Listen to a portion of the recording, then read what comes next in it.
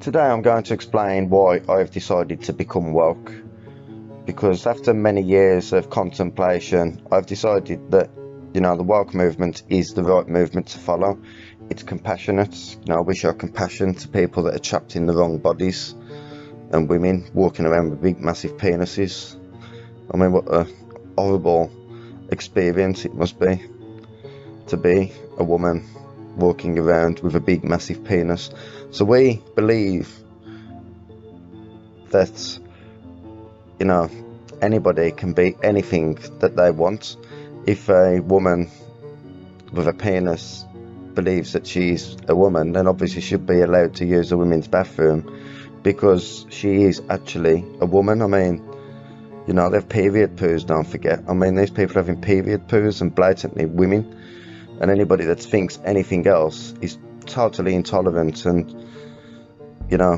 they should be arrested and cancelled. And we don't want to see these kind of people, anybody who disagrees with these ideas, because we're all about inclusivity and diversity. That's why we tolerate absolutely everything. We will tolerate any kind of belief system, and if you believe that you're a bloody female version of the Easter Bunny or something, then then obviously we would support that 100%.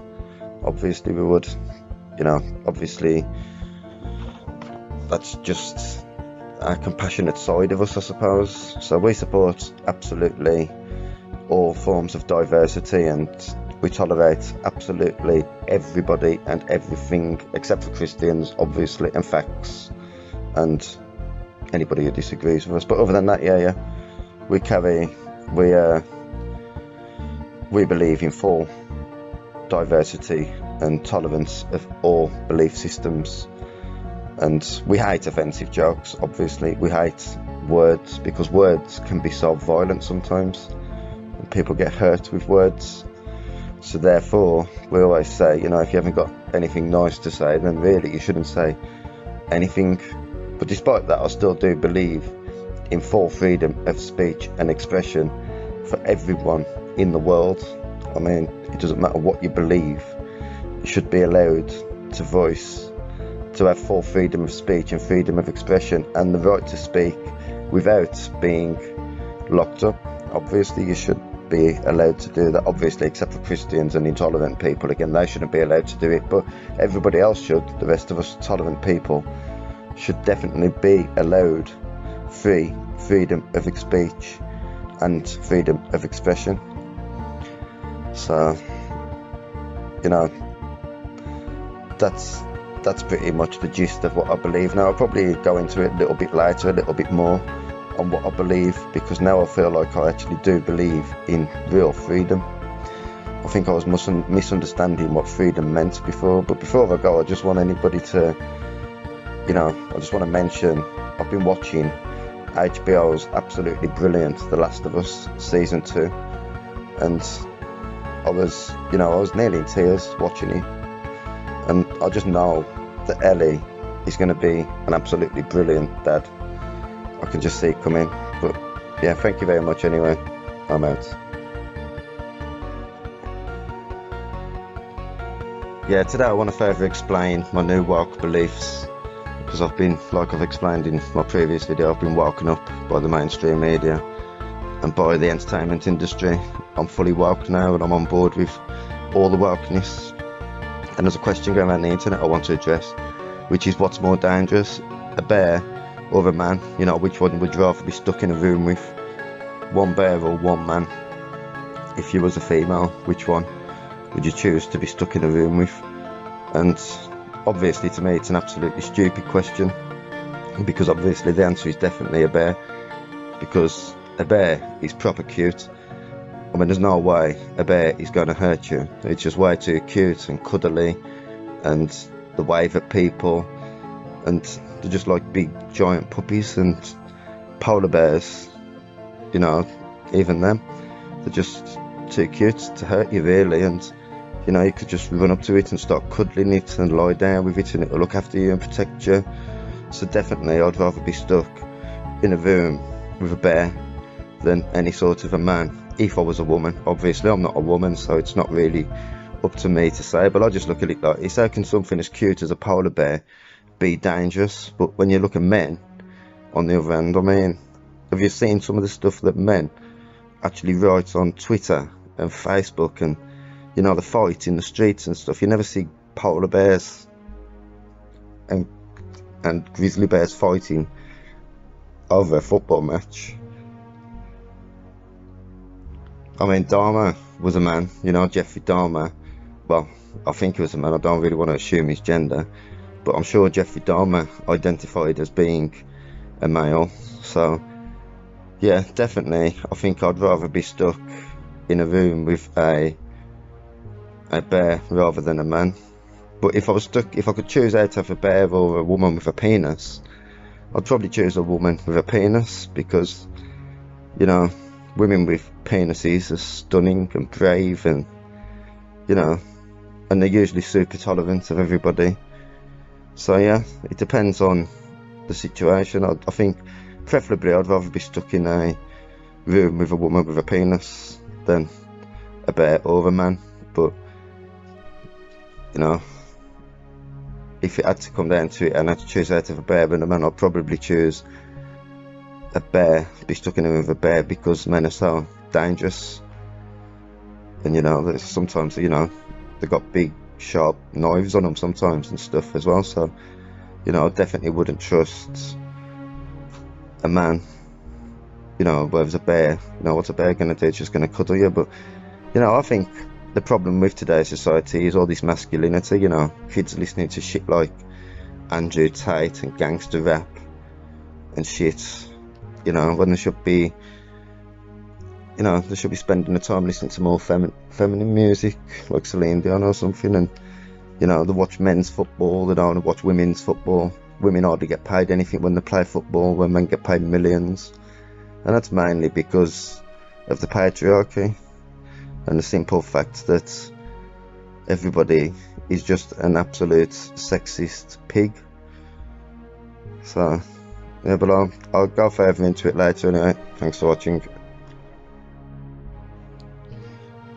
Today I'm going to look at diversity. Well, more realistically, I'm going to look at the lack of diversity in some towns and cities in the United Kingdom. I come from a very diverse city, so when I travel around certain towns, I'm always surprised by how, you know, backwards they are. I mean, there isn't no diversity.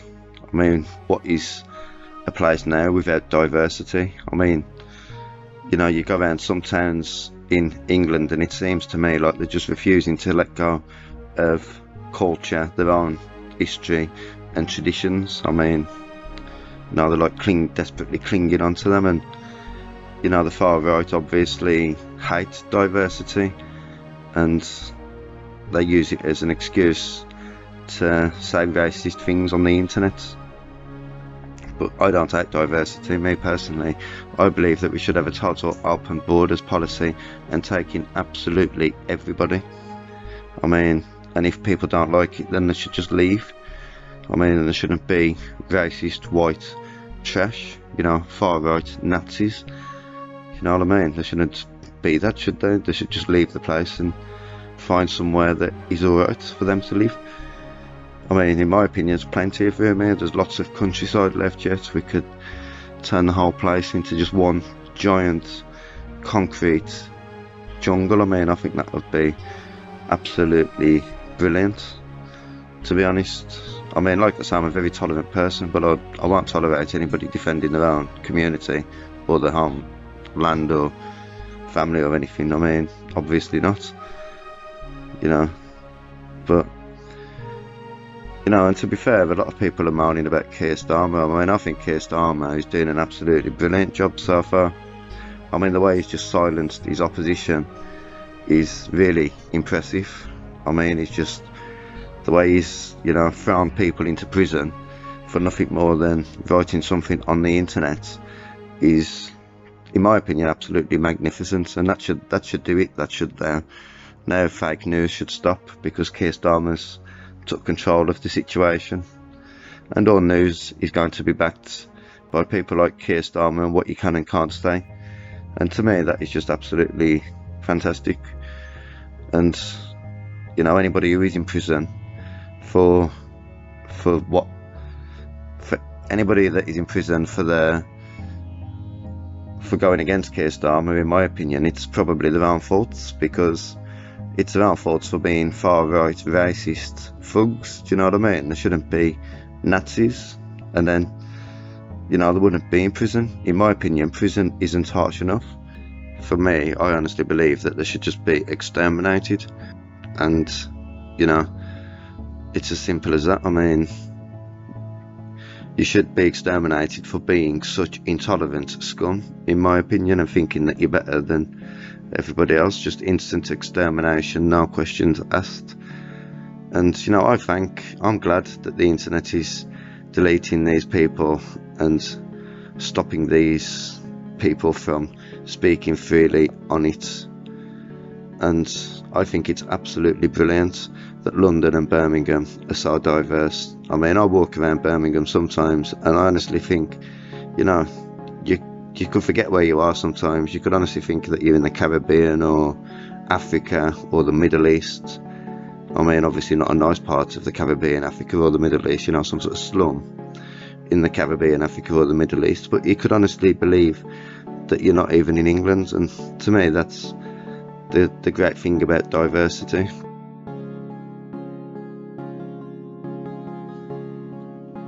For this video, I'm going to look at global warming and Just Stop Oil, and I'm going to explain why I believe that global warming is real and very dangerous, and why we should all just stop using oil.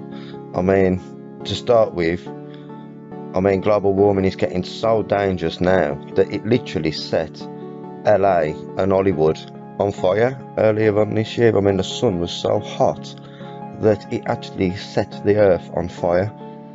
I mean, and that was all caused just because of global warming. If it wasn't for global warming, then that probably wouldn't have happened. I mean, obviously I'm a vegan, so I don't contribute towards global warming as much as meat eaters, because obviously I don't eat meat, and you know, the cows and the sheep are in the fields and they're farting all over the countryside and they're polluting the air, and it creates methane.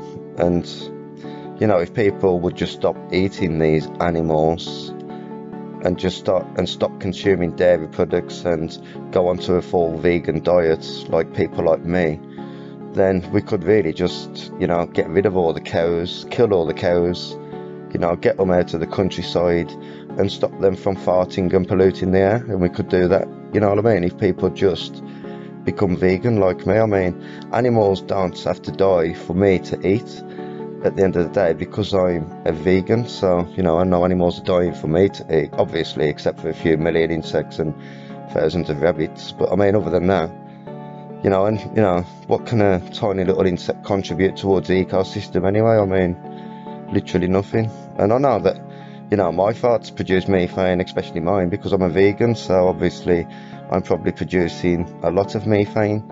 But I think a small amount of methane into the atmosphere in exchange for my brilliant ideas and compassion is really a pretty small price for the earth to pay. You know what I mean? Whereas cows haven't got these brilliant ideas and they haven't got the compassion that we've got. So, like I say, there is a downside to everything, but everything has got its benefits as well, and you just have to balance it out.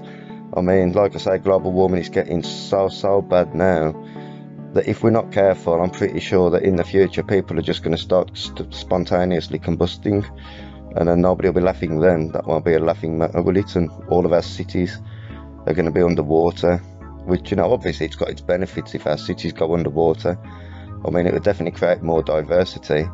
There'll be thousands of species of fish and sea creatures swimming around the country, which will be nice, you know, to see that kind of diversity. So, you know, it has got its benefits, but it will also put a halt to all the pride festivals and stuff that I like to take part in. So, you know, everything, in my opinion, it needs to be stopped, despite the fact that it might produce more diversity, and it would be nice to see all different fish swimming all over the country. I mean, that would be absolutely brilliant to see that kind of diversity. But you know, it's a concept, but it's also got a downside to it, unfortunately. I mean, in my opinion, the only thing we can do now is to actually just block the sun to stop global warming from getting any worse. I mean, if you think about it, what could possibly go wrong if we block the sun? I mean, the sun is the leading contributor in the world to global warming. You know, the sun produces more global warming than anything else in the world, and yet we just let it sit there in the sky, burning the place up, when we could just get somebody like the brilliant Bill Gates to just block it and problem sorted. I mean, what could possibly go wrong?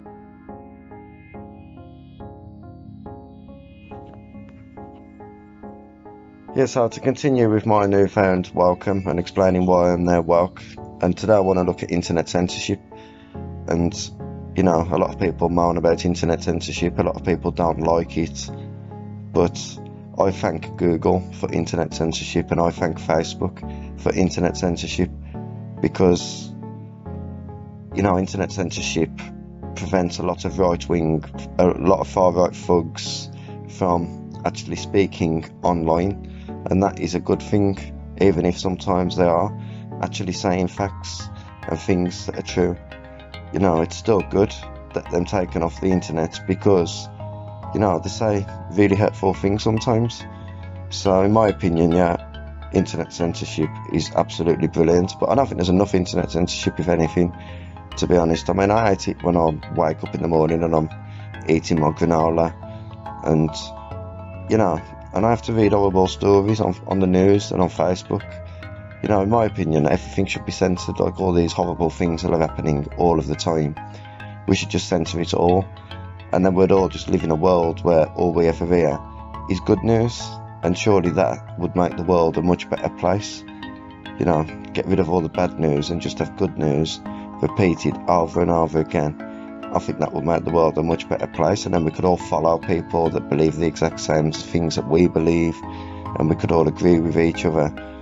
And, you know, there'd be no arguments. You know, it's that's how I'd like. I mean, that's why I like to stick to the people who I listen to, because I like to have my beliefs reinforced. I mean, some people say that you should listen to both sides of the argument in a debate, but in my opinion, listening to both sides of the argument is an absolute waste of time. I mean, for a start off, it takes literally twice as long to listen to both sides of the argument. I just listen to the side, I just choose the side that I want to be on, and I listen to their side of the argument, and I just go along with that, and that's how I come to my conclusions. And, you know, a lot of people claim that we need alternative media and we need people questioning the narrative of the mainstream media, but I don't believe that we need any of that at all. I mean, I think the mainstream media are trustworthy people. I mean, they wear really nice suits, they don't swear, and I trust them wholeheartedly. You know, I don't understand why people would believe that they aren't trustworthy people. I mean, saying the media lie is a conspiracy theory. I mean, it's like saying the government lie, just a conspiracy theory. I mean, you can go through all of the mainstream media, you can go through all of the newspapers and all of the news reports, and you'll never find a story about the mainstream media lying, and that's probably because they don't lie. It's got to be because they don't lie. And same with the government, you'll probably never find a story about the government lying in the mainstream media either. So, you know, they obviously never lie. But tolerant people like me, we like to listen to tolerant people. You know, we don't like to listen to intolerant people, even if sometimes they are just using logic and facts. I mean, facts, they can fuck off. I mean, I hate facts. If anything, facts should be cancelled, you know, because facts are very uncaring and they're so hurtful and cruel. And to be honest, they contradict pretty much everything that I believe.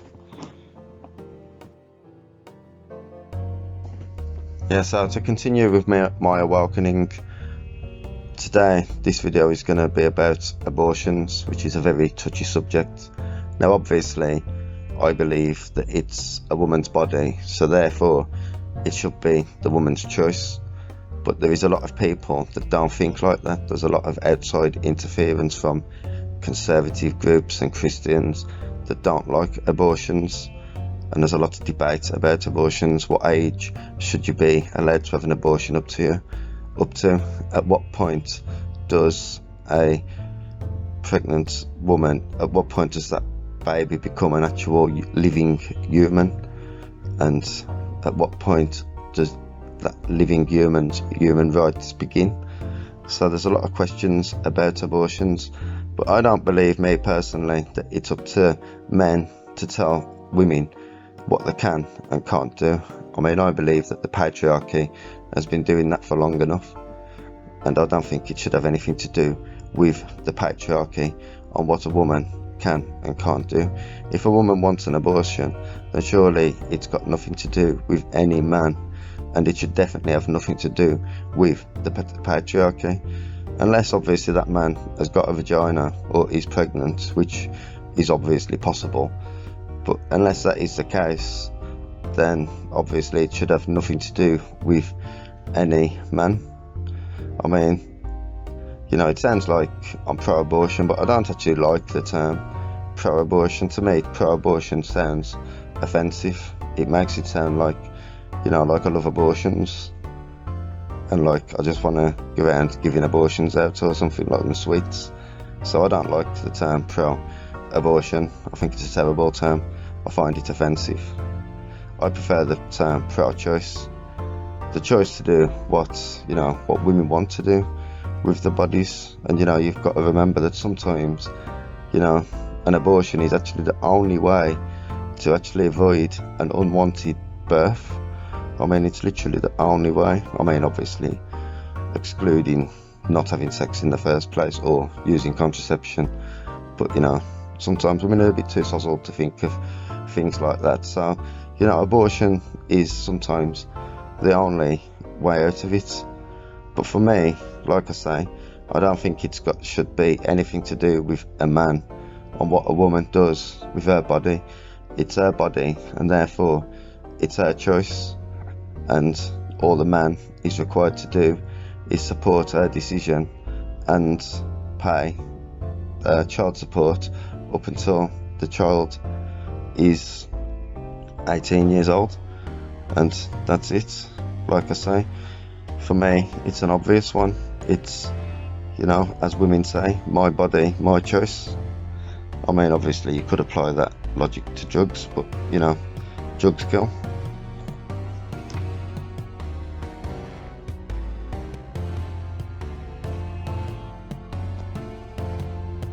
Yeah, so to continue on with my newfound wokeism, I mean, I'm pretty worried about what's happening with Israel and Iran at the moment. You know, I worry about Ukraine because, you know, I hope the British government don't forget to carry on funding their war against Russia. You know, I hope these other things don't overshadow it. You know, I know we've already spent billions on that war, and we've also spent billions in taking in refugees that war has created, but, you know, we can't stop now because Putin is definitely on the back foot. I mean, he's been on the back foot since the very start of the war. I mean, I know he has because I watch the BBC all the time, and, you know, he's got cancer and he's been losing his mind, you know, so we've definitely got him sweating. And, you know, I remember the BBC saying years ago that he's nearly done, so he must be really desperate by now. He must be just about holding on, you know, desperately. So, like I say, I'll stand with Zelensky, and, you know, I'll stand with Ukraine, and I welcome refugees, you know, I welcome all refugees, and I stand with the Ukrainian people. And like I say, I welcome refugees. I mean, obviously I don't welcome them to my house. I mean, if any refugees come to my house, I'll phone the police immediately, and, you know, if the police don't hurry up and get there, I'll probably smash their heads in with a metal bar. So, but I do stand with Ukraine, and, you know, obviously I won't fight for them.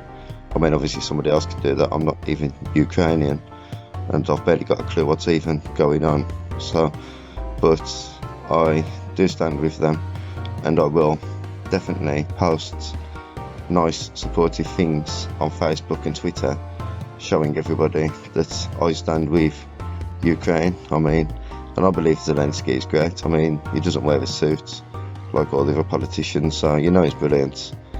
You know, But like I say, I stand with Ukraine. I mean, despite the fact I've got very little idea of what's actually going on. I mean, from what I can gather, you know, apparently it started when Putin lied and he said that the Ukrainians were committing genocide in Donbass, and then obviously Putin claimed that Ukrainian officials were under Western control. I mean, how ridiculous is that? As if the Ukrainian officials were under Western control. What does he think it is, like a James Bond movie or something?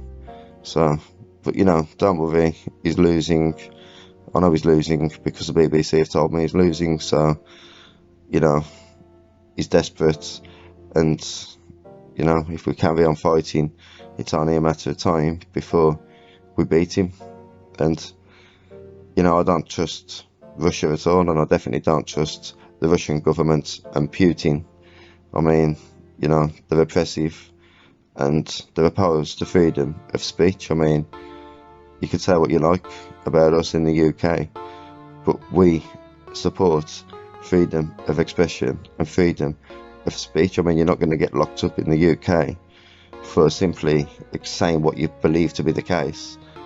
I mean, that's never going to happen. I mean, you don't get locked up for using freedom of speech in the UK, obviously, except for far-right thugs like Tommy Robinson and Lucy Connolly and, you know, all the other far-right thugs that we've got locked up at the moment. But they don't really count because, you know, they're animals.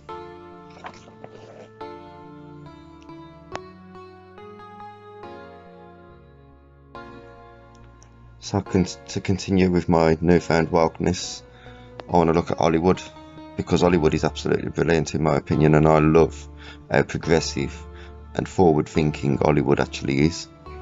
I mean, you know, I love the way that Hollywood and the entertainment industry constantly point out political injustices, and the way that they promote these forward-thinking and progressive political ideologies is, you know, great.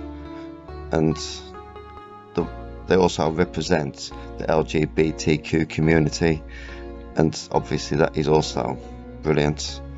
You know, when I used to watch old television back from the 1990s and stuff, like from when I was young, you know, you'd be watching these horror films like, you know, like The Evil Dead and, you know, whatever you watch, Friday the 13th or Nightmare on Elm Street. And I always used to just think, you know, that these films would be so much better if they just had, you know, a bit of gay or lesbian sex, or, you know, just at least a lesbian kiss or a gay kiss or something. You know, it was, you know, terrible back then. There wasn't no representation and there wasn't no depictions, but Hollywood have come along and they've nailed it. They've sorted that problem out, and, you know, I can't wait to watch the new Snow White movie. I'm waiting for it to come out on DVD. It looks absolutely brilliant. I mean, I know they haven't used no real dwarfs to play the dwarfs this time, but that's because obviously it would have been offensive and create negative stereotypes to do so. Well, at least that's what Peter Dinklage said. But it's funny though, because I'm sure Peter Dinklage has played a dwarf in every single film I've ever seen him in. But that's probably just because he plays such a convincing dwarf. So, you know, I think what's offending him is the fact that the dwarfs are depicted as living in caves, and he says, you know, it's backwards to have dwarfs playing dwarfs that are depicted as living in caves, which, you know, it is backwards. It's quite offensive to think that dwarfs are living in caves. I mean, obviously dwarfs don't live in caves. That's absolutely ridiculous. I mean, I don't really know where dwarfs do live. I'm sure they live in mushroom kingdoms or something, but definitely don't live in caves anyway. That's offensive to say that they live in caves. But, you know, a lot of people don't like modern day Hollywood. They moan a lot about the race swapping and gender swapping all the time, and, you know, that's mainly because, let's be honest, they're just sexist, intolerant pigs, and racist, intolerant pigs as well. That's why they're moaning about stuff like that. I mean, I hate the way that all these superheroes are white, you know what I mean, like Batman and Superman, white men, and Spider-Man. You know, they're all just a bunch of white men every single time, just a white man. I mean, why can't they just get somebody like, you know, Whoopi Goldberg to play Batman? I mean, you know, that would create a bit of diversity, and, you know, it would represent black women on television as well. and I'm sure it wouldn't do anything to the viewing figures. I bet Batman fans would absolutely love it. Whoopi Goldberg's a brilliant actress, you know, totally underrated, and you know, for me it would be absolutely brilliant to watch that. But I don't mind them swapping, you know, genders and races for movies. I mean, I've always said I'd love to watch a Romeo and Juliet, you know, with the Mountain playing Juliet and Peter Dinklage playing Romeo. I mean, for me that would be absolutely brilliant. So to continue with my newfound wokeness, I want to talk about being offensive and being offended. You know, because since I've woke up, I've learned the importance of not offending people. You know, before I woke up and before I became woke, I used to just carelessly blurt out facts with no consideration of people's feelings or culture. You know, like, I had no empathy for what they believed. If a fact dismissed it, you know, I used to blurt it out, you know. And, you know, if I used to be approached by a trans woman, you know, then I used to say horrible things, like, you know, I used to say things like, you look like Hulk Hogan's got stuck in a bloody makeup factory or something, like, you know. But now I don't behave like that, because trans women are women. I mean, you know, we should always remember that trans women are real women, you know. So if a trans woman approaches me now, I'm not fazed at all, and, you know, I just go along with it, and I make sure that I don't offend her.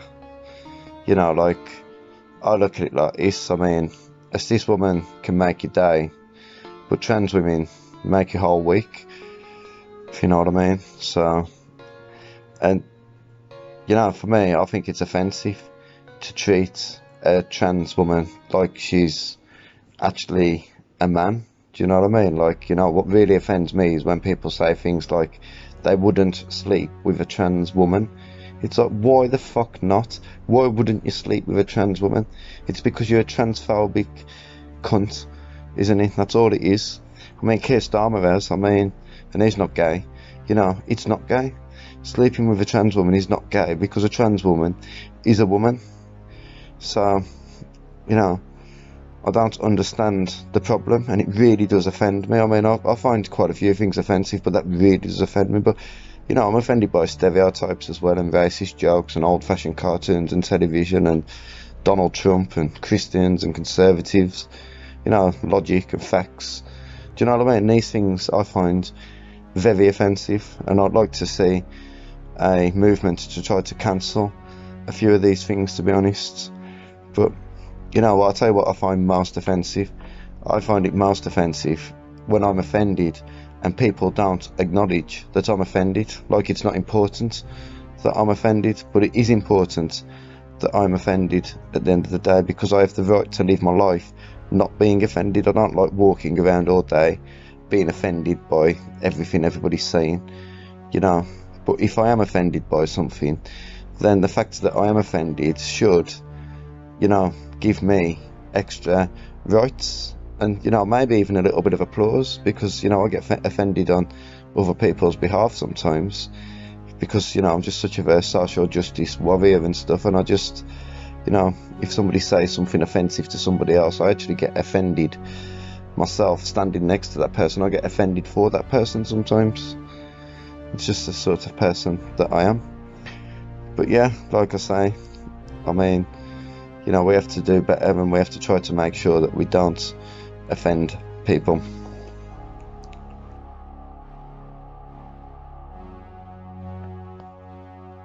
So this is today going to address toxic masculinity. I mean, I've been watching Adolescence on the brilliant Netflix, and, you know, it got me thinking about toxic masculinity, to be honest, and it's something that really does offend me. Toxic masculinity does. I mean, it is very offensive, and to be honest, I blame people like the Tate brothers, you know, Andrew and Tristan Tate. I think they're responsible for a lot of this toxic masculinity.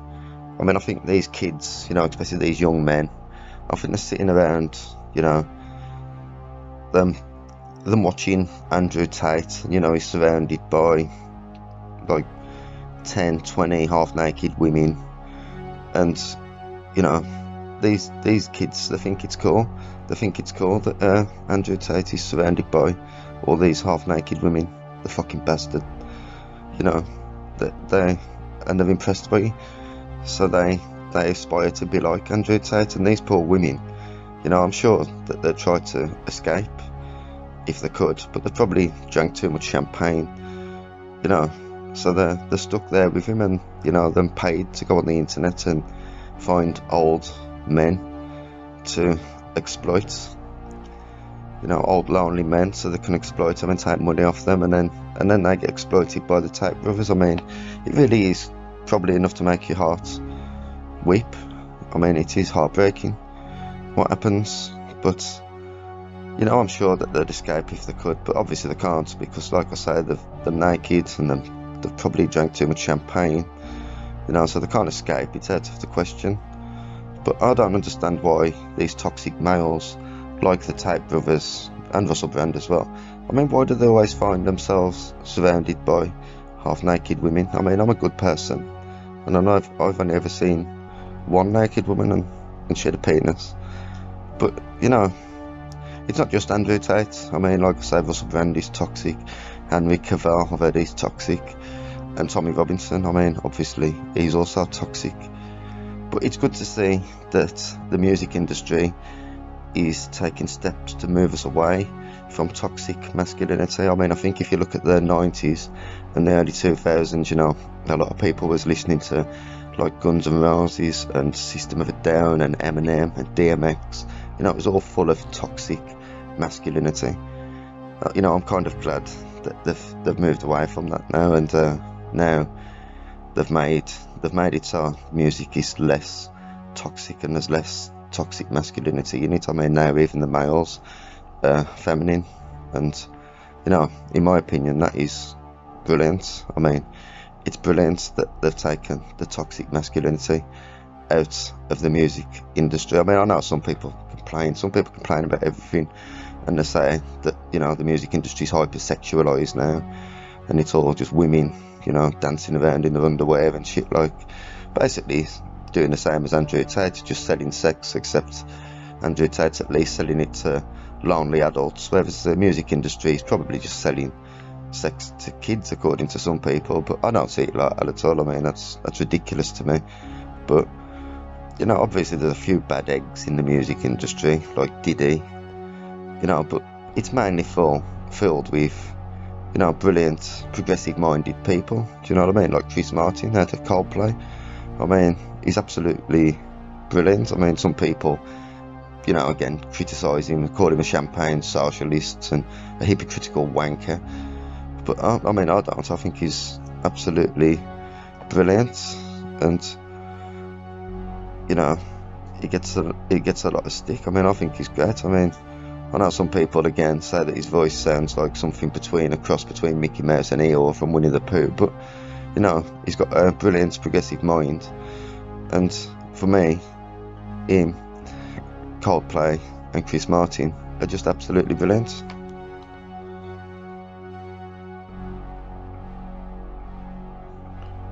Today I'm going to talk about Donald Trump, because people like me, us progressive woke people, we hate Donald Trump.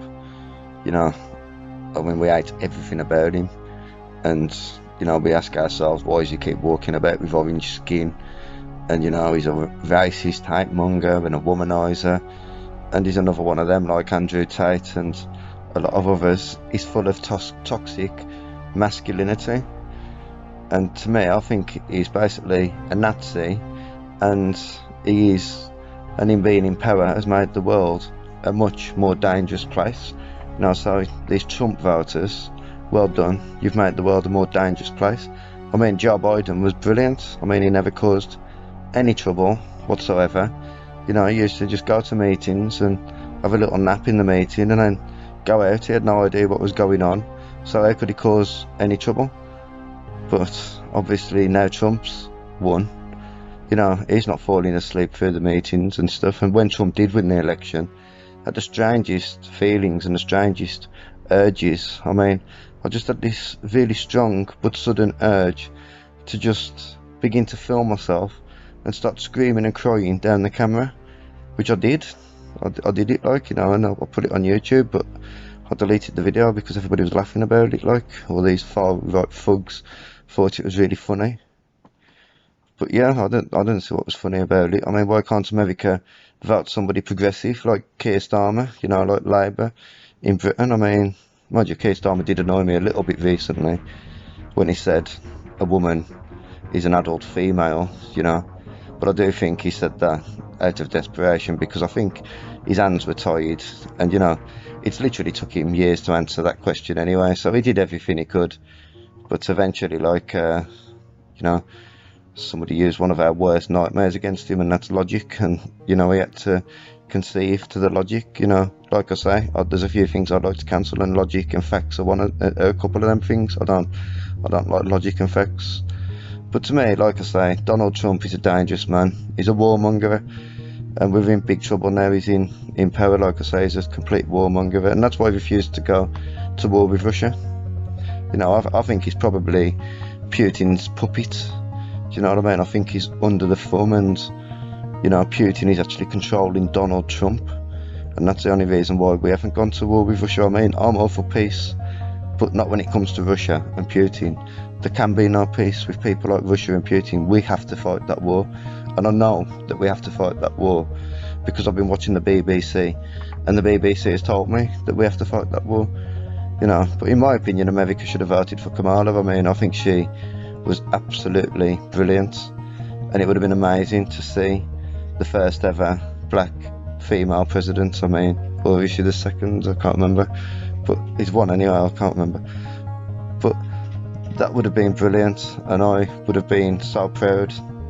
And I'm sure that if Kamala Harris won the US election, then I'm sure that by now she'd have probably already had Russia beat. Do you know what I mean? Russia would have already been beat. Well, either that or she'd have caused World War III and a chain reaction of nuclear attacks, but I doubt that was going to happen. She'd have beat them.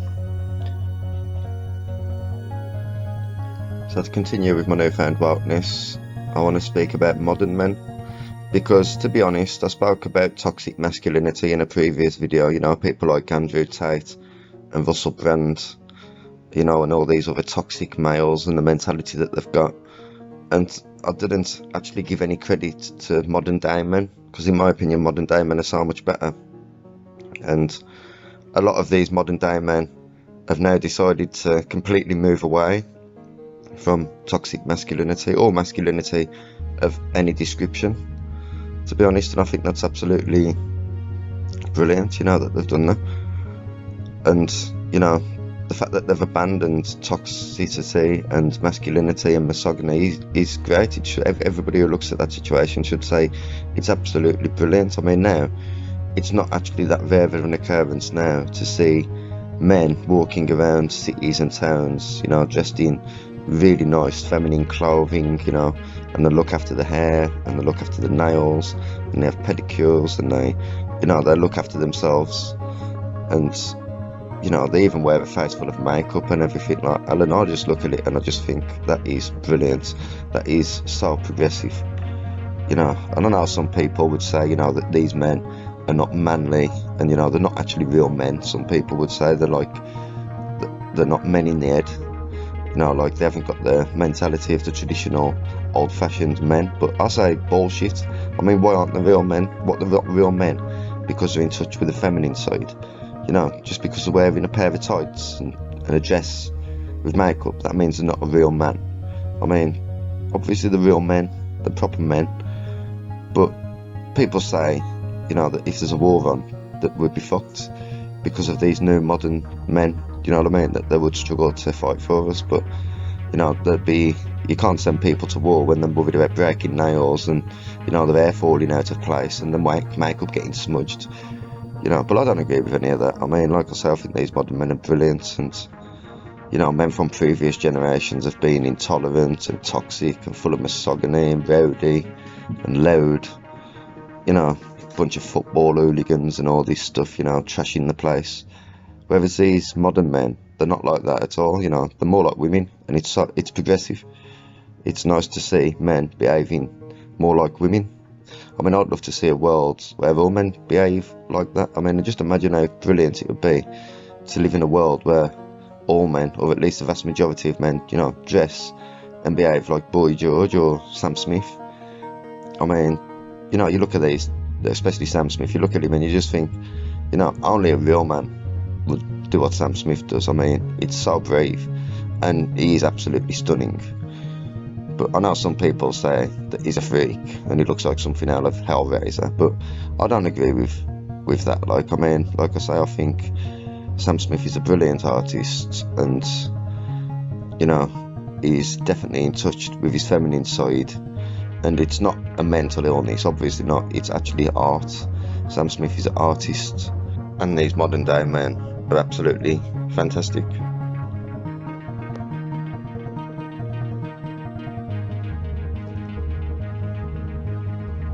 So to continue with my newfound wokeness, I want to talk about weight shaming, because I find weight shaming to be absolutely toxic, and I don't believe that anybody should be judged by their weight. And to be honest, I find all jokes that reference weight offensive and toxic as well. I don't think there should ever be a time for a joke that references somebody's weight, and I don't think that we should ever laugh at somebody's weight. And to be honest, I even think that medical terms like morbidly obese, you know, to me, morbidly obese sounds cruel and offensive. I mean, it sounds like you're describing some kind of big, sweaty, slimy pig creature, do you know what I mean? And in my head, when you say morbidly obese, I automatically picture, you know, jaw and a snotty nose on a pig-like creature. You know, I picture something like Piers Morgan. To be honest, that's what I picture when you say things like morbidly obese. I mean, I wouldn't say Piers Morgan's morbidly obese, but he's definitely morbidly something. Probably morbidly grotesque and morbidly disgusting is a more accurate way to describe him, but he's definitely morbidly something anyway. But I don't believe morbidly obese should be used as a term to describe people. I mean, I think things like chubby or round or plump, differently sized, is probably a better way of describing people. And as for Piers Morgan, I'm not a big fan of Piers Morgan because I find him to be a transphobic, intolerant, you know, far right scumbag, to be honest. But I did agree with everything that he was saying during the COVID crises, you know, during the lockdowns, when he was exposing the selfishness of anti-vaxxers. I thought that was absolutely brilliant. I mean, you know, shame on the anti-vaxxers at the end of the day. I find anti-vaxxers to be selfish people, you know. They risk everybody else's lives because they've been misled by, you know, conspiracy theories and online influencers. You know, them stupid people that didn't take the vaccine. So I mean, for me, I think pharmaceutical corporations are absolutely brilliant. And without them, you know, COVID would have probably been absolutely unstoppable and would have probably been in a mess now. You know, would have probably still been walking around, you know, with snotty noses and coughing constantly. You know, so like I say, I think the pharmaceutical corporations was a godsend during the COVID crises. And, you know, I know some conspiracy theories say that the vaccines might have negative side effects, and there's been studies linking them to heart attacks and strokes and even psychiatric reactions, you know, and mental breakdowns. But, you know, I think that's all a load of nonsense, to be honest, because, you know, I've taken 25 jabs during COVID and I'm alright. I haven't suffered from anything like that. I mean, and, you know, I know the vaccines are safe anyway because, you know, the king of the mushroom people and his pet frog told me there was, so they told me there's no negative impacts on, you know, psychiatric conditions that's caused through the vaccines. And, you know, the king of the mushroom people and his pet frog know all of the world's secrets, so I know it's safe.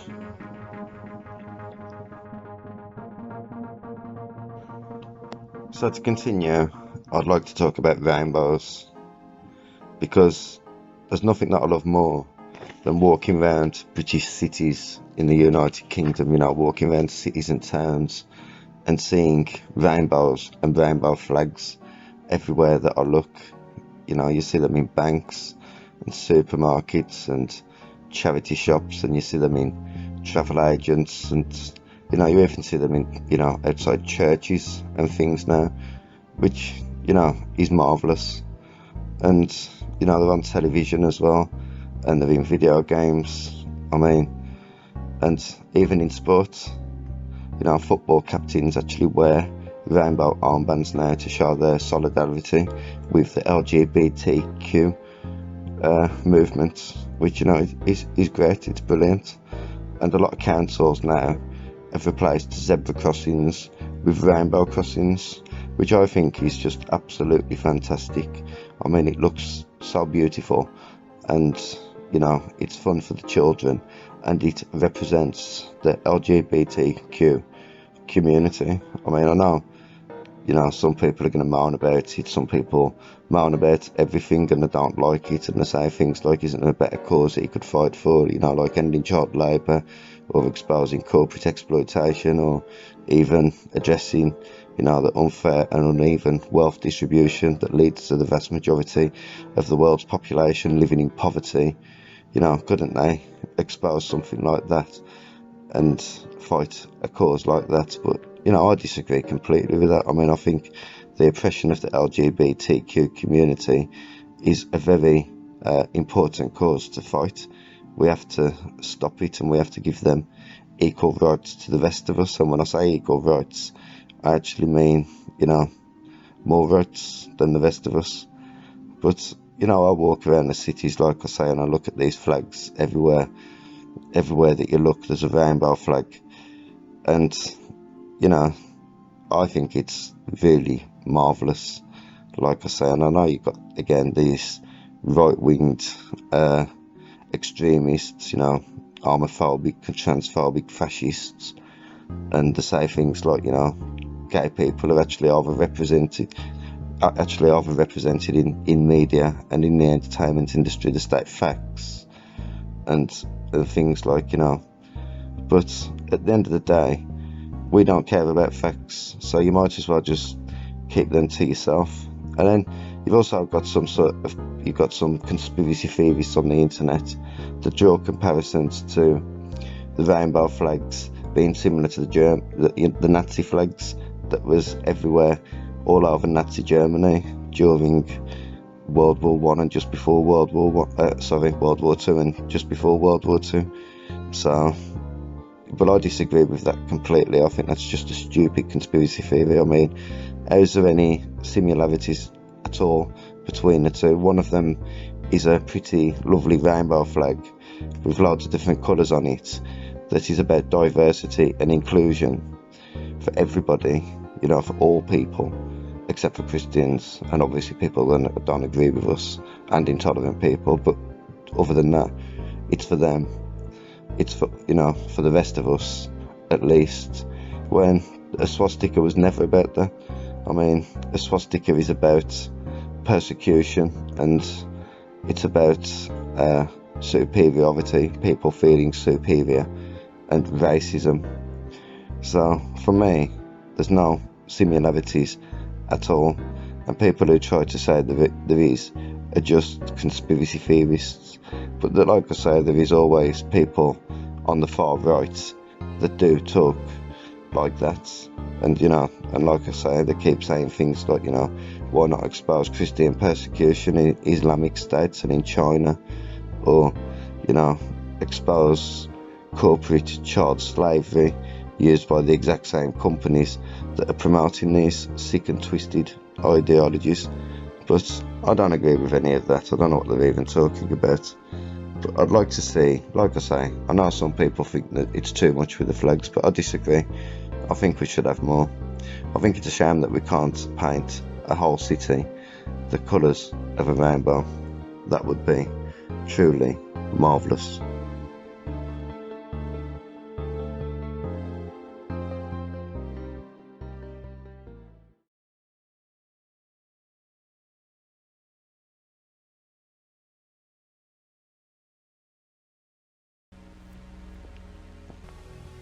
So to continue, I'd like to talk about Bill Gates because, you know, in my opinion, Bill Gates is absolutely brilliant.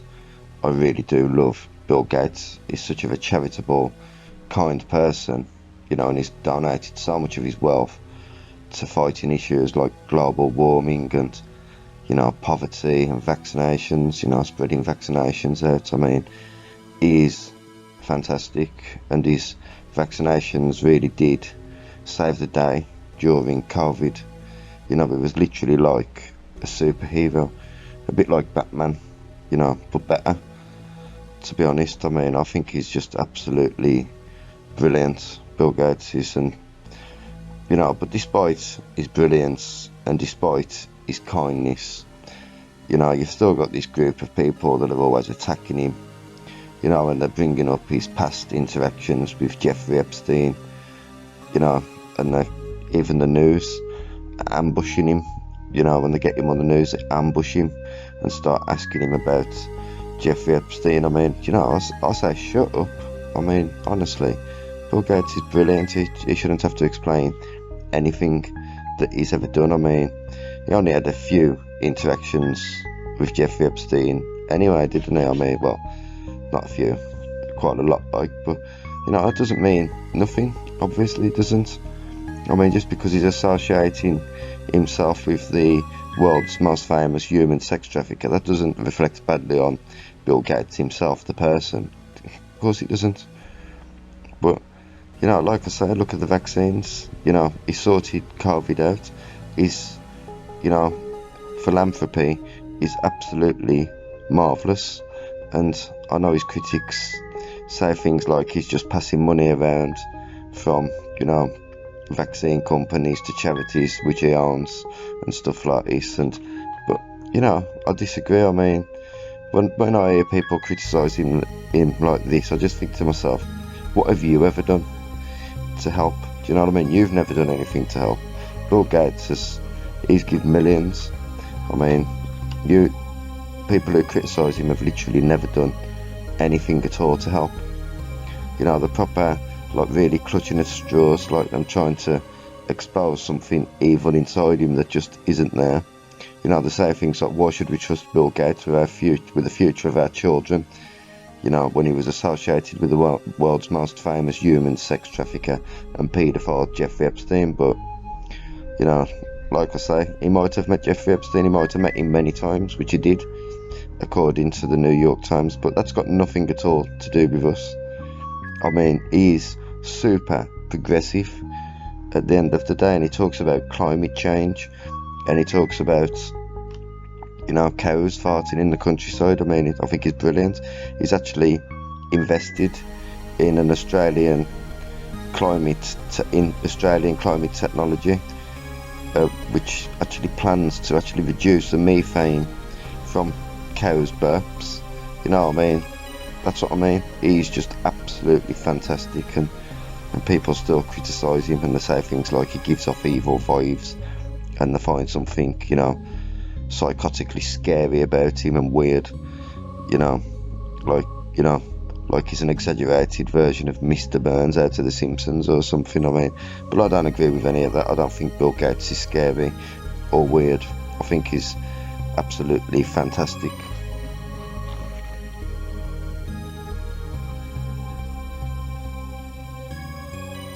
So to continue, I'd like to talk about toxic femininity. I mean, I don't even believe in toxic femininity. I believe that it's a conspiracy theory that's been made up by toxic males in response to toxic masculinity being a subject spoken about, and they feel exposed and they feel weak, and therefore they've had to come out with their own response, you know, and weaponise it and accuse women of being toxic as well. I mean, I think it's a fact that women are much, much less toxic than men. And even if you was to come across a toxic woman, she's probably only toxic because she's been made toxic, you know, by the toxicity of a toxic, you know, boyfriend and ex-boyfriend or something, and his toxic masculinity.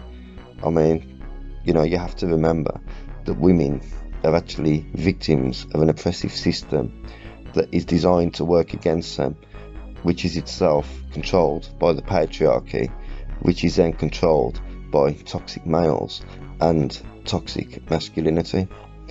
I mean, Sigmund Freud had some interesting theories about women, old-fashioned theories about women, and one of them was that he claimed that women think on two different levels, and there's two different people basically. The conscious level and the unconscious level. The conscious level is a level that she presents to the world, and in this level she genuinely wants calmness and peace and stability, and she wants to be in a long-term, a long loving relationship with long-term commitments. But on an unconscious level or a subconscious level, that isn't what women actually want. They actually crave danger and excitement and fun, and usually attract towards violent, strong, confident and powerful men. So I don't like these kind of ideas, because I believe that they make it sound like it's women's fault when women get themselves into a mess. I mean, Freud also claimed that all women go through a stage of life where they actually envy the fact that a man has a penis, and they actually wish that they had one. It's called penis envy. And I found this quite interesting, so it got me doing a little bit more research into what women do and what women want and on relationships. And when I was doing extra research, I found some really interesting data, like the fact that 50% of women have a backup plan even when they're in a committed relationship. Now, I think that's just really smart, to be honest. I mean, that's intelligent. And 49% of women admit that they've cheated more than once while in a committed relationship, a committed and serious relationship. So that's nearly half of women, 49%. So it's 1% from half of women that admit that they've cheated more than once while being in a committed relationship. And and then you've got to add to that the fact that 100% of women lie, and you come to the conclusion that the chances of your relationship being absolutely fucked are about 199%, unless you're willing to live in absolute ignorance and live a complete lie. But you do have to feel sorry for women, because all they want is a tall, handsome, rich, strong man, do you know what I mean, who's compassionate, caring and soft and considerate and honest and funny and smart. But you don't get a lot of men like that at the end of the day, so they have to lower the standards.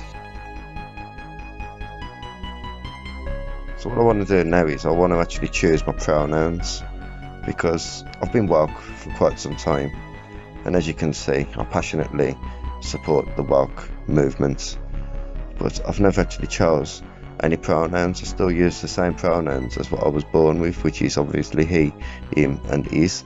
And for me, it's always sounded like it fits, but I'm starting to get a little bit bored of it, and to me it sounds a little bit predictable and old-fashioned and really just boring. Like I say, it sounds really boring, so I want to change it to something a little bit more interesting, and something that might get a little bit of a reaction out of people when I tell them my pronouns, because I want to start listing my pronouns on job applications and things like that as well, you know what I mean, on all my social media.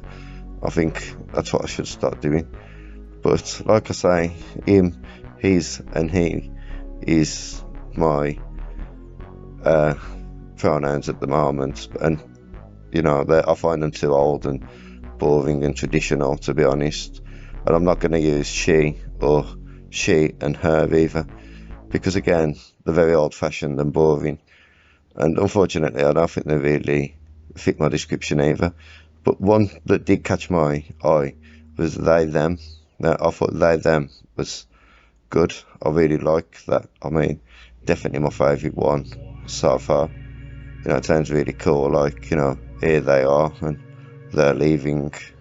It sounds progressive, and then, you look up and there's only one of them. I mean, that sounds really great. But another one that's caught my eye is it and its. I mean, they sound great as well. I love it, and here it is. I think that sounds brilliant. When you walk into a pub, here it is. It sounds really cool. It sounds like you're some sort of monster or dinosaur or some sort of indescribable monstrosity that nobody's even got a word for. I mean, it's brilliant, and I think most people, I think more people should start using that pronoun. And then there's us and we're, and the great pronouns as well. Like, we're just going to sit down here, but again, you look up and there's only one person. I mean, that's great. There's a lot of pronouns now. The more I look, the more I find. I'm actually on a website now that's listed 111 different pronouns, and to be honest, that's a lot. That's more than I thought, to be honest. That's probably a little bit too much. That's getting silly. But it makes it really hard choosing what pronouns to get. I mean, I like the Z and theirs. I mean, that's fantastic. But I've done a little bit of research into that pronoun, and apparently it's a gender neutral pronoun, which is good, because I like it when my gender's neutral. But at the same time, it's usually used by non-binaries, so I'm not non-binary, so unfortunately I can't really use that pronoun. I mean, even the word what is a pronoun. I mean, that's quite good, isn't it? There what goes. I mean, that sounds great. Actually, I really do like that. I mean, I just googled it to get a little bit of help, and according to Google, the best pronoun for me to use as a cis male, as a straight cis male, is actually him and his. Any other pronoun, could be considered offensive apparently, and I'm, like I say, I'm a straight cis male, so unfortunately for me, Google says that I can't change my pronouns. The only pronouns that describe me is his and his, and to be honest, I'm pretty cheesed off about it.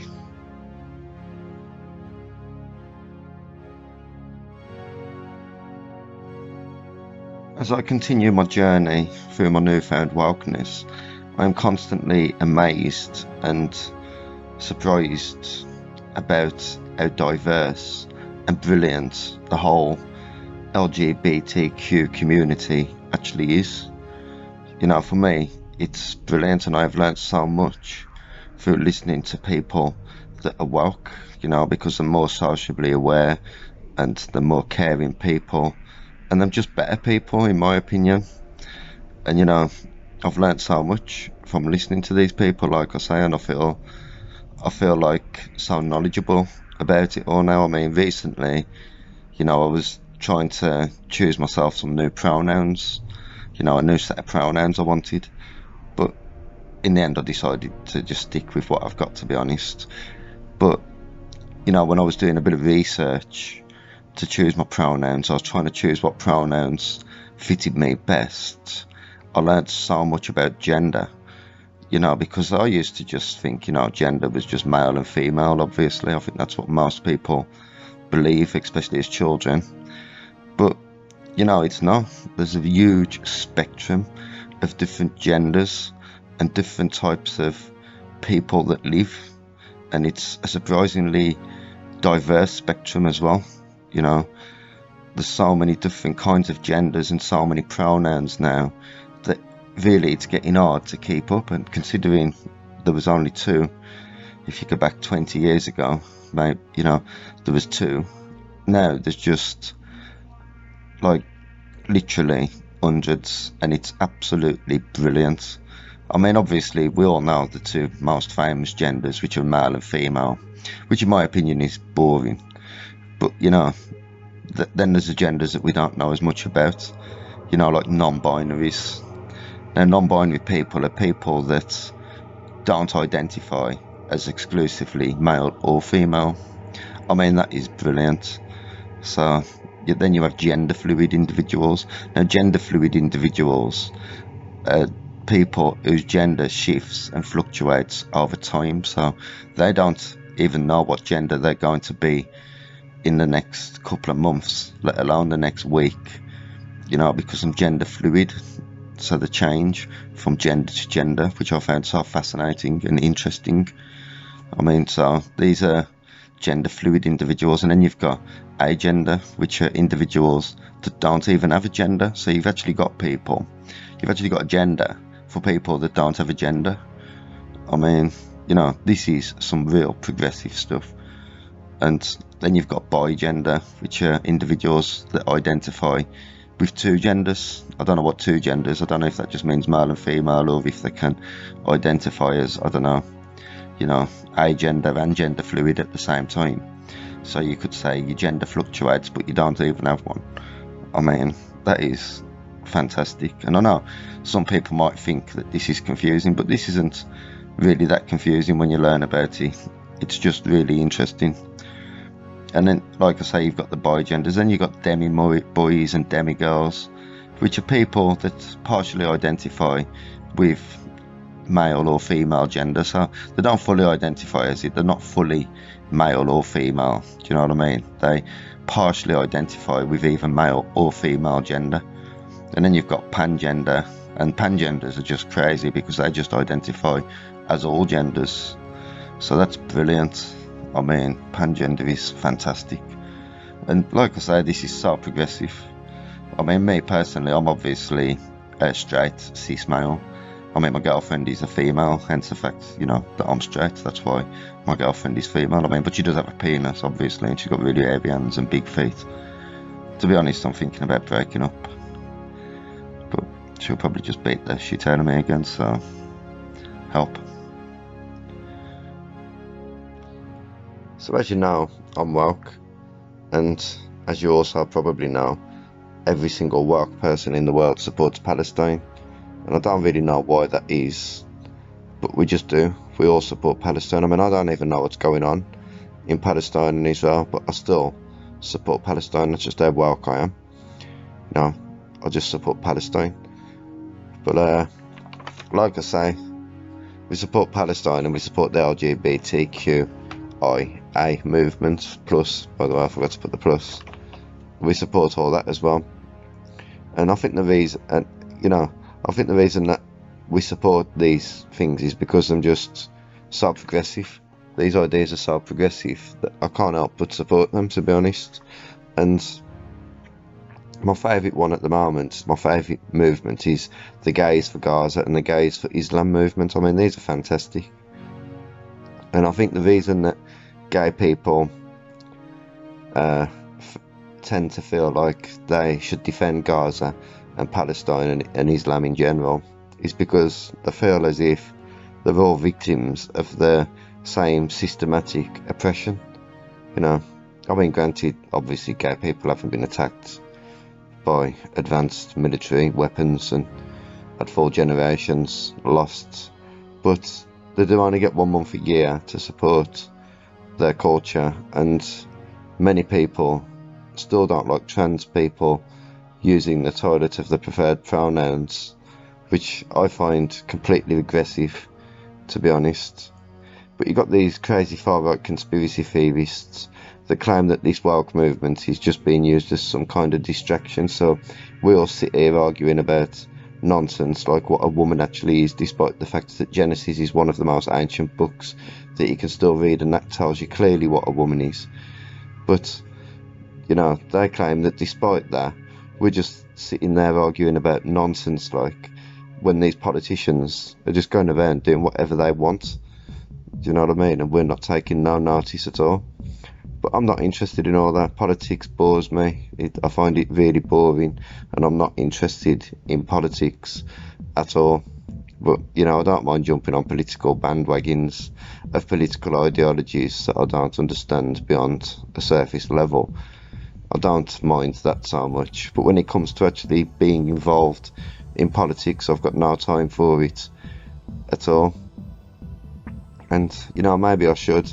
I mean, some people would probably say that you should know and research who is promoting their ideas and ideologies that you believe, and why are they promoting them? What is the motivation behind them? Especially, I suppose, when them ideas contradict many things that have been considered, you know, facts for thousands of years in some cases. But I don't have time to do all that, you know. I ain't got time to fact check everything. That's why I just go on the internet and I just use fact checking websites to make sure that them, and you know, they usually agree with everything that I say, you know. So that's why that's what I do. I use fact checking websites. I ain't got time to do all that sort of thing myself. But I mean, like I say, I'm really proud of Gays for Gaza, and I think it's a really fantastic idea, and I think it shows how tolerant that the woke movement is, that we would tolerate Islam. Because people always say to me, you know, you moan about Christianity and claim Christianity's intolerant. If you was an Islamic state, you know, they'd probably stone you to death for any sort of for any kind of an homosexual act. But you know, we don't mind, we still tolerate it, even though that's what they do. There is very little logic to anything that we believe and think.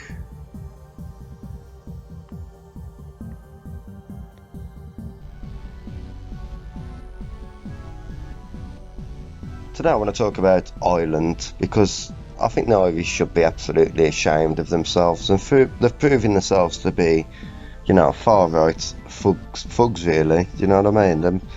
They're claiming that there's no room in Ireland to take in any more immigrants or refugees, but you know, I totally disagree. I know Ireland's a small country with a relatively small population, only 5 million people live there, but at the end of the day I think they're just being really selfish here. I mean, I think there's plenty of room left in Ireland, and you know what to say about the Irish, they say them stupid, don't they?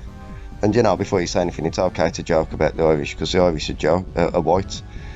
So obviously I'm allowed to joke about white people, and you know, that doesn't offend anybody. And the Irish have never suffered from any sort of oppression or anything like that from anybody anyway. I mean, everybody likes the Irish. So I don't, but like I say, they're really embarrassing themselves with the way they're behaving in Ireland at the moment with the immigration. I mean, you know, the moaning, they're saying there's more men, they're all young men coming in, all these immigrants are young men, and there's not many women or children among them. But to me, that's totally irrelevant and just an excuse to moan. Same when they keep moaning about the fact that Ireland is a Christian country with strong traditional Catholic beliefs that have been there for generation after generation, and now due to this government, them just flooding the place with Islam, you know, and Islamic people. But I don't know what they're moaning at. I don't see the problem. I mean, you know, I'm sure that if things were the other way around, you know, the Muslims would happily accept the Irish into their culture and there'd be no problems at all. You know, I'm sure that they would do the same for us as what we have done for them. But, and you know, all this immigration is, you know, the Irish look at it as a good thing anyway, because it's going to create cheap labour, which is really great for the, you know, for the cities and the towns and the villages in Ireland. I mean, when you think about it, cheap labour would be brilliant, because now, you know, people will get less money for working, which means they can open more businesses there. I know some people say it's a double-edged sword, and you know, it'll take down wages for the average citizen in Ireland as well. But you know, there's just always something to moan at with some people. I don't know what they're moaning for sometimes, honestly. I just don't. I look at it like this land is my land and this land is your land, you know. And I genuinely believe that the Irish should be ashamed with the way they're reacting to it. You know, they're moaning because they're saying that some of the towns and the villages have seen, you know, populations near enough double due to immigration and everything like that. You know, I don't see what the problem is, to be honest. I don't know what they're moaning at. Ireland has got plenty of room for much more people, and they should be ashamed of themselves. I find them to be selfish, intolerant, racists, far-right extremists, if I'm honest. You know, and like I say, I'm sure that if things were the other way around, and if it was the Irish needing to be moved, the Islamic country would accept them instantly. And you know, the Irish moan as well. They say that Christians and Islam have been fighting wars against each other for thousands of years, or hundreds of years at least. And you know, maybe it's dangerous to put them both on the same island together, but it's not. I mean, obviously there's nothing wrong with doing that.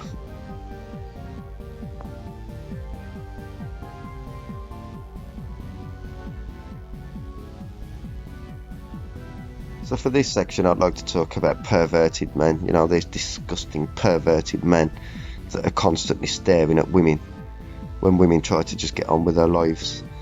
I mean, it happens all the time. I mean, I watch a lot of YouTube and a lot of videos on YouTube exposing it, and you know, there'll be women sometimes, and they'll be going to the gym, and obviously they'll be wearing tight leggings and stuff because it's easier to train in them sort of clothes. And they'll set a camera up and start filming themselves in the gym, and they'll be like, you know, they'll be streaming it on OnlyFans, so that, you know, they'll have a couple of hundred fans watching them and everything like that. But then as she's working out, she turns around, and all of a sudden there's just some disgusting, sweaty pervert staring at her in the background. I mean, it's not fair. Do you know what I mean? And it's not fair because, you know, you're putting her off. You're putting her off her workout. You're putting her off doing her workouts, and you're putting her fans off as well, and they're all paying to watch this. And you know, these perverts that are paying to watch you are being distracted by the pervert that is getting the free show, the free live show. I mean, it's absolutely terrible. No wonder these women are getting absolutely pissed off with you. I mean, I know some people would argue and say, well, you know, can't you go and do it somewhere where it's not a public place? But I mean, why should they? I mean, we're entitled to our privacy at the end of the day.